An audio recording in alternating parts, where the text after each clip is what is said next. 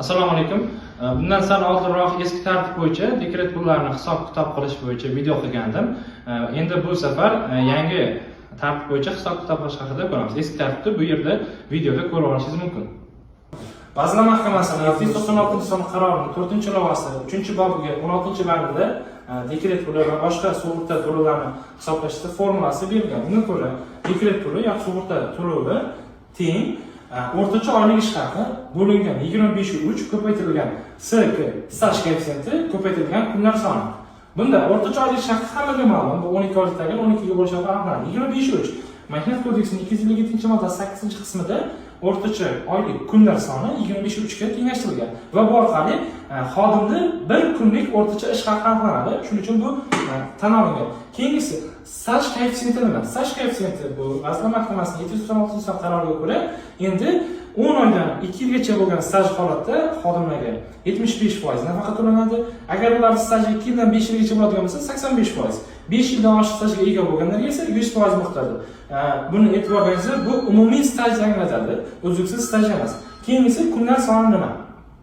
Ma'lumki, homiladorlik uchun 70 kun, tug'ruqdan keyin 56 kun, jami 126 kun homiladorlik va tug'ish ta'tili beriladi. O'shani qaysi kunlarga pul to'lanishi bu kunlar soni sifatida formulada ko'rsatilgan. Nizomda 7-bandida 17-bandida yakshanba va ishlanmaydigan bayram kunlari uchun to'lovlar qilinmasligi berilgan. Bu nima degani? 126 kunda o'rtacha 18 ta yakshanba bo'ladi. Uni ertashimiz 108 kun. Lekin o'sha 126 kunlik davr ichida sizda agar ishlanmaydigan bayram kunlari bo'ladigan bo'lsa, ishlanmaydigan bayram kunlari ro'yxati Mehnat kodeksining 208-moddasida belgilangan. O'sha kunlar ham ayb tashlanadi, ularga pul to'lanadi. Tasavvur qiling, mana shu period ichida 8-may, 21-may, 9-may hamda ikkita hayit bo'lgan holatda dekretga chiqqansa 5 kun ayb tashlanadi. Boyagi yakshanbadan 108 kun qoldi, endi 103 kun qoladi ishlamaydigan bayramlar soni. O'rtacha oylik ish haqi 5 million so'm bo'lgan sug'urtalangan shaxsda dekret puli qancha chiqishini misol tariqasida ko'ramiz. 5 million so'mlik bo'lganda uni 25/3 ga bo'lib o'rtacha kunlik ish haqini aniqlaymiz. O'rtacha kunlik ish haqi 197.628 so'm, 458 nimalar chiqib kelaveradi. Xo'p, endi uni staj koeffitsiyentini deylik, agarda uni staji 10 oydan 2 yilgacha bo'lgan taqdirda uni bir kunlik ish haqi 148 ming so'mdan ziyodroq bo'ladi.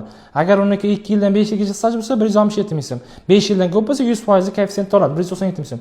Endi agar mana shu xodimni yoki sug'urtalangan shaxsni staji 10 oydan 2 yilgacha bo'lgan holatda unga 108 kunni hisoblasak 16 milliondan oshiqroq summada dekret puli chiqadi. Agar uni staji 2 yildan ko'p, 5 yildan kam bo'lgan holatda 18 milliondan oshiqroq summa chiqadi. Agar uniki staji 5 yildan ko'p bo'ladigan bo'lsa 21 million so'm chiqadi. Endi bu yerda e'tibor qilish kerak, 108 kun olganman. 126 kundan qat'iy belgilangan yakshanbalarda ayb tashlaganman, lekin 17-bandda ishlamaydigan bayram kunlari ham ayrilishi belgilangan. Qaysi davrga to'g'ri kelishiga qarab, o'sha davrdagi ishlamaydigan bayram kunlarini ham ayrasizlar. Mana shunday kamaytirib, chiqarilgan summani ko'paytirib qo'yasiz.